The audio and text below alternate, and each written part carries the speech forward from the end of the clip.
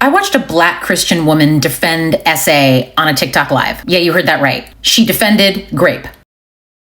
I'll put the clip of her making one of her arguments at the end of the video, but here's the context. We were discussing the story of David. What happens is David cheats on his wife. He sleeps with Bathsheba and then unalives her husband. And then as punishment, God commands for all of his wives to be essayed in public by his son. This is 2 Samuel chapter 12, verse 11. And then in chapter 16, verses 20 through 22, the essay actually happens. Now, she made 5 arguments. Her first argument was that it was consensual. Really? The wives of a king are gonna have consensual sex with that king's son in public. Then she pivoted and tried to argue that, lie with in the Bible doesn't actually mean sex. Now, the Hebrew word shakabim, sorry, I'm reading off my screen, is a term used throughout the Bible, and it means forced sex, i.e.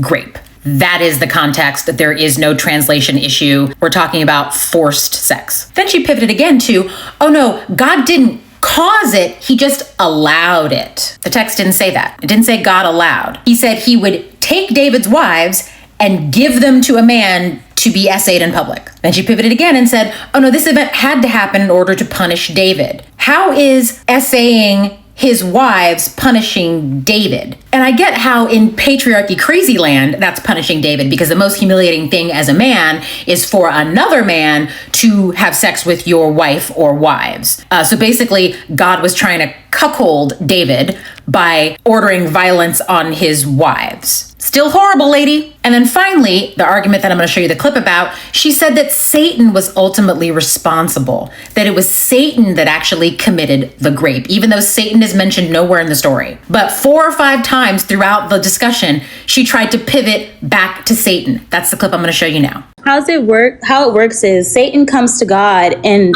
negotiates. Nene, in this story, did it ever talk about Lucifer or Satan coming to him? But that's how we are taught. I'm asking you a question. Okay, Kate. Okay.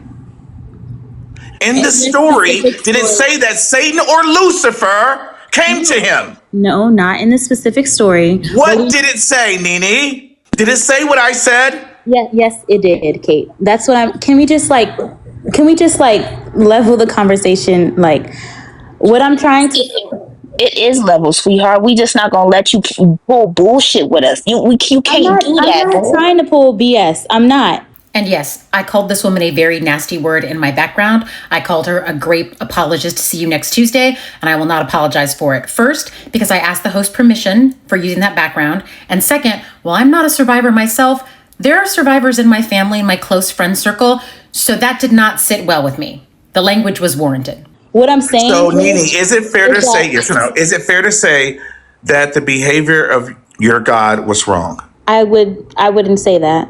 Is it okay to say that the men who raped the women were wrong? Their behavior was wrong. They were wrong. They were ultimately wrong. So, one second. So morality changes when God says to do something.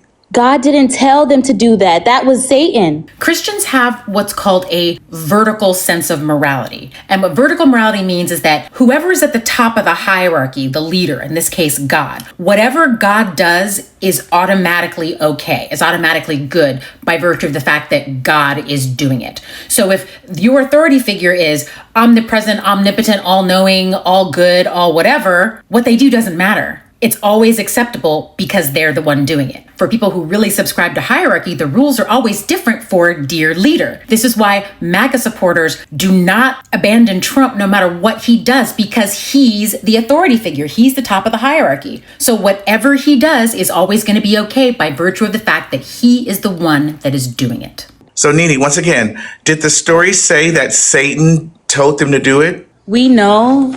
In this specific story, I'm not it didn't asking quote. about what you know, love. I just want to know verbatim from the story.